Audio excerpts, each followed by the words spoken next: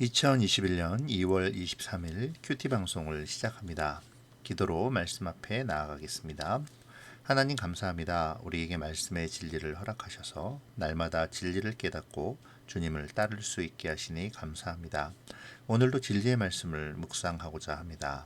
지혜와 명철을 주셔서 말씀 속에 하나님의 뜻과 진리를 깨닫게 하여 주시옵소서. 함께하여 주실 줄 믿사오며 예수님의 이름으로 기도합니다. 아멘. 오늘 묵상할 말씀은 에베소서 4장 25절부터 32절까지의 말씀입니다. 그런즉 거짓을 버리고 각각 그 이웃과 더불어 참된 것을 말하라. 이는 우리가 서로 지체가 됨이라. 분을 내어도 죄를 짓지 말며 해가 지도록 분을 품지 말고 마귀에게 틈을 주지 말라.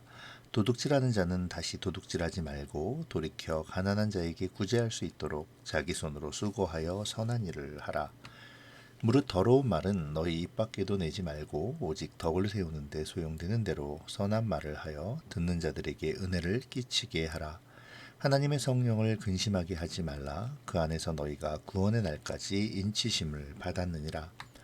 너희는 모든 악독과 노함과 분냄과 떠드는 것과 비방하는 것을 모든 악의와 함께 버리고 서로 친절하게 하며 불쌍히 여기며 서로 용서하기를 하나님이 그리스도 안에서 너희를 용서하심과 같이 하라. 아멘. 어제 본문에서 옛사람과 새사람을 구분하며 교회가 갖기에 다양성 가운데서도 거룩함으로 통일성을 이루어야 함을 가르쳤던 바울은 오늘 본문에서 새사람의 구체적인 모습을 밝힘으로 거룩의 실제, 곧 거룩한 공동체가 일치되기 위해 각 개인이 어떤 태도를 가져야 하는지를 알려줍니다. 바울이 말하는 새사람의 모습은 거짓을 버리고 참된 것을 말하는 생활, 마귀가 틈을 타지 못하도록 속히 분을 푸는 생활, 도적질하지 않고 제 손으로 수고하여 구제할 수 있는 생활, 더러운 말을 하지 않고 덕을 세우는 선한 말을 하는 생활, 모든 악독과 노함과 분냄과 떠드는 것과 비방하는 것을 모든 악의와 함께 버리고 서로 인자하고 불쌍히 여기고 용서하는 생활을 말합니다.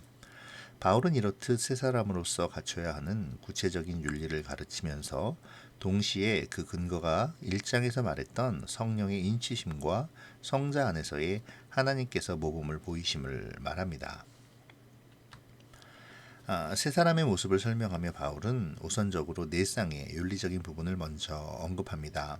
거짓 대신에 참된 것, 분 대신에 화해, 도적질 대신에 구제, 더러운 말 대신에 선한 말, 이렇게 네 쌍의 윤리를 말하는데요. 이 네 쌍의 그리스도인으로서 살아가는 삶의 윤리는 옛사람의 윤리와 새사람의 윤리를 대조하며 제시되고 있는 것이죠. 곧 앞부분은 옛사람의 윤리이고 뒷부분은 새사람의 윤리인 것입니다. 새사람은 거짓말을 버리고 참된 것을 말해야 하죠. 성도가 거짓말을 하는 것은 새사람의 신분을 버리고 옛사람처럼 사는 것과 같습니다. 성도는 거짓을 버리고 참된 것을 말함으로써 정직하고 믿을 만한 사람이 되어야 하죠. 우리가 서로 지체이기 때문에 거짓말을 하면 안 되는 것입니다. 내 몸의 눈이 내 몸의 귀에게 거짓말을 할 수 있습니까? 내 몸의 손이 내 몸의 발에게 거짓말을 할 수 있나요? 한 몸의 지체가 각기 다른 지체에게 거짓말을 하는 것은 그 한 몸을 해치는 것입니다. 따라서 지체는 각기 다른 지체에게 참된 말을 해야 하는 것이죠. 바울은 26절과 27절에서 분을 내어도 죄를 짓지 말며 해가 지도록 분을 품지 말고 마귀로 틈을 타지 못하게 하라라고 말합니다. 분을 내어도 죄를 짓지 말라는 것은 죄를 짓지 않는 분노가 있다는 것이죠. 하나님도 때로 진노하시고 또 예수님도 진노하십니다. 여기서 하나님과 예수님의 진노는 죄에 대한 즉각적인 혐오의 반응이라고 할 수 있죠. 하나님은 거룩하시기 때문에 죄에 대한 거룩한 혐오를 보이시는데요. 이것을 우리는 의로운 분노라고 말할 수 있을 것입니다. 사도 바울의 분을 내어도라는 말은 바로 이 죄에 대한 분노를 말하는 것입니다. 의로운 분노는 죄를 피하게 하고 또 죄로부터 벗어나게 할 것이기 때문이죠. 우리는 이렇게 불의에 대한 거룩한 분노를 내어야만 하지만 또 한편으로 우리 자신들의 죄의 부패성을 가지고 있기 때문에 이 불의에 대한 분노가 죄로 변질되지 않도록 주의해야만 합니다. 바울 사도가 분을 품지 말라는 것은 바로 그 때문인 것이죠. 더구나 의롭지 못한 분을 내면 이미 죄를 지은 것인데 이미 지은 죄는 머물지 못하게 해야만 합니다. 순간적인 울분이 치밀어 오를 때 그 울분을 계속 지속하면 마귀가 그 틈을 타서 다른 죄를 짓게 하기 때문이죠. 따라서 우리는 오늘 사도 바울의 말처럼 해가 지도록 분을 품는 것이 아니라 빨리 신속하게 풀어야만 합니다. 도적질은 옛사람의 모습입니다. 바울은 새사람의 모습이 도적질이 아니라 자기 손으로 수고하며 더 나아가 빈궁한 자를 도울 수 있어야 한다라고 말합니다. 만약 하나님의 것이나 다른 사람의 것을 도둑질한 사람이 있다면 이제 새 사람으로서 게으르지 않고 부지런하여 하나님의 것이든 남의 것이든 훔치는 사람이 아니라 하나님의 뜻대로 선한 일로 남을 돕는 사람이 되어야 합니다. 더러운 말 역시 옛사람의 모습인데요. 바울은 로마서에서 죄인의 마음이 저주와 악독이 가득하다고 말했습니다. 그러니 그의 입에서 나오는 말이 더러울 수밖에 없겠지요. 그러나 새 사람은 예수님을 주님으로 고백한 사람이므로 주님이 인도하심으로 말미암아 사랑과 긍휼, 기쁨과 평안이 마음에 가득하게 됩니다. 따라서 새 사람의 입에서 나오는 말은 덕을 세우는 선한 말일 수밖에 없어야 하죠. 바울은 그것을 말하고 있는 것입니다. 거룩함으로 지음받은 새 사람이 자기 안의 은혜를 저버리지 않고 거룩함을 지키며 선한 말을 통해 은혜를 끼쳐야 한다는 것 말이죠. 옛사람의 모습은 성령을 근심하게 하는 것입니다. 성령에 의해 거룩함으로 지음받은 새 사람이 옛사람의 모습을 그대로 가지고 있다면 그는 온전한 새 사람이라고 할 수 없기 때문입니다. 우리는 아직도 죄된 본성을 지니고 있기에 새 사람으로 지음을 받고 부르심을 받았지만 우리 안에 옛 사람과 끊임없이 치열하게 싸워야 합니다. 그리고 우리가 싸우는 그 거룩하고도 선한 싸움은 반드시 승리할 것입니다. 왜냐하면 성령께서 우리를 하나님의 소유라고 이미 인치셨고 최종 승리의 날까지 우리를 인도하시며 우리를 이기게 하실 것이기 때문입니다. 여기서 바울 사도의 성령을 근심하게 하지 말라라는 표현은 구약의 이사야 63장 10절의 인용이기도 한데요. 이사야 63장 10절을 한번 읽어보겠습니다. 그들이 반역하여 주의 성령을 근심하게 하였으므로 그가 돌이켜 그들의 대적이 되사 친히 그들을 치셨더니. 아멘. 바울은 의도적으로 이 말씀을 인용하며 그리스도로 말미암아 새로운 이스라엘이 된 교회 공동체가 하나님께 반역하면 결국에는 하나님께서 그들의 대적이 되실 것이라는 경고를 하고 있는 것이죠. 이어서 표현되는 악독과 노함, 분냄과 떠들어 비방하는 것은 광야에서 이스라엘이 모세와 하나님에 대하여 대항했던 태도이기도 합니다. 그러니까 바울은 이제 새로운 사람, 새로운 이스라엘로 부름받고 인치심을 받은 교회 공동체가 하나님을 대적하는 악한 일을 반복하는 것이 아니라 하나님의 부르심을 받은 합당한 자세, 곧 서로에게 친절하며 긍휼을 베풀며 서로 용서함으로 일치된 거룩함을 드러내라는 것입니다. 왜냐하면 그러한 삶의 자세는 이미 하나님께서 당신이 사랑하는 백성들을 위해 그리스도를 통해 행하신 은혜이자 모범인 동시에 또 하나님의 영광을 드러내야 하는 교회의 의무이기 때문입니다. 자, 오늘도 이제 주어진 말씀을 생각해 볼까요? 먼저 바울이 제시하는 세 사람의 네 가지의 삶의 윤리에 대하여 생각해 봅시다. 거짓을 버리고 참된 것을 말하라. 나는 거짓된 말과 허황된 말로 다른 사람을 속이고 나의 이익을 취하거나 혹은 다른 사람을 이간하고 있지는 않습니까? 나는 참된 것, 곧 그리스도의 진리를 말하며 정직히 행하기를 즐거워합니까? 나의 삶은 다른 사람들에게 믿음을 주는 삶입니까?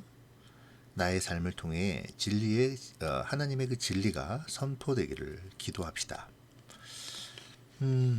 분을 내어도 죄를 짓지 말고 해가 지도록 품지 말라.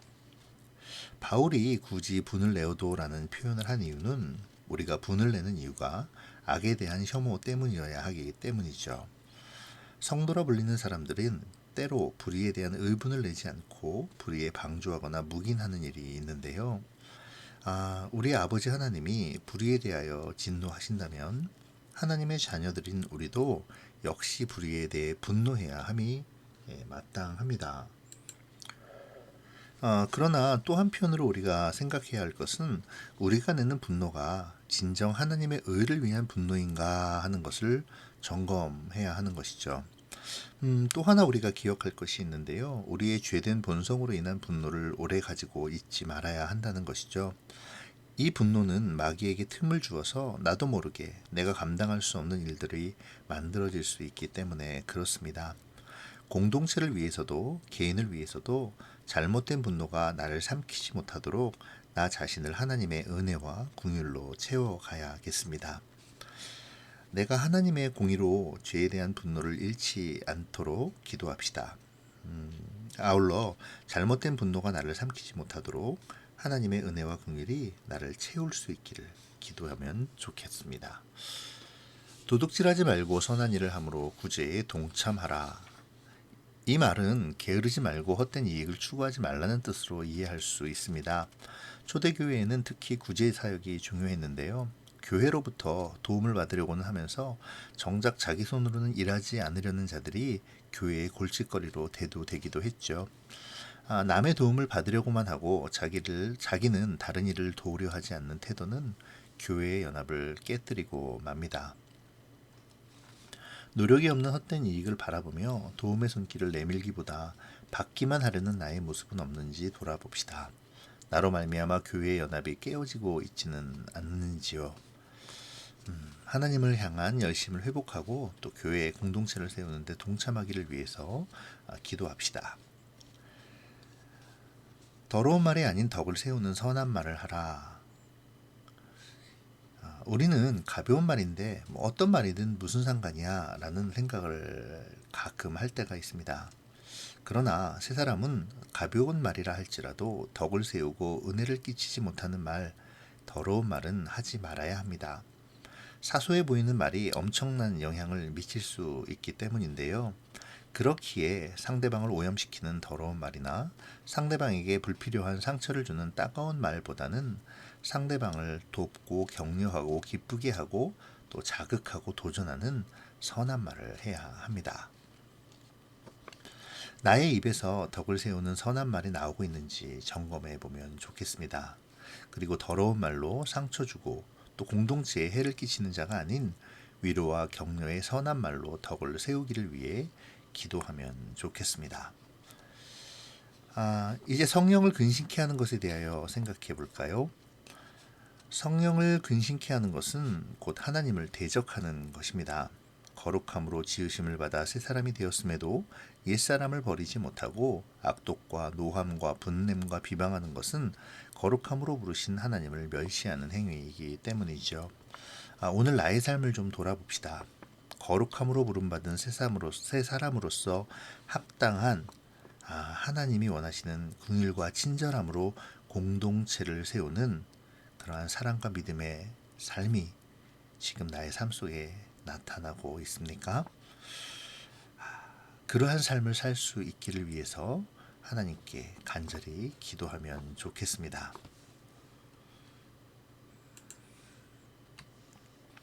오늘도 믿음의 선한 싸움에 승리하여 거룩함으로 부르심을 받은 새 사람으로서 그리스도 안에서 하나님의 영광을 드러내는 우리가 되어지기를 축복합니다. 기도하겠습니다. 고마우신 하나님, 새 사람으로서의 합당한 삶의 모습을 가르쳐 주심을 감사드립니다. 우리의 매일의 삶이 옛사람의 썩어져가는 모습이 아니라 주님 보시기에 기뻐하심을 입은 새 사람으로서의 합당한 삶이 되게 하여 주시옵소서. 거짓보다는 참됨으로 불의에 대하여는 분을 내되 죄된 본성으로 인하여 마귀에게 틈을 주는 분노에 나 자신을 함몰하지 않는 분별력을 주시고 헛된 이익을 쫓아 공동체에 해악을 끼치는 자가 아니라 선한 일과 선한 말로 덕을 세우는 하나님의 참된 사람이 되게 하여 주시옵소서.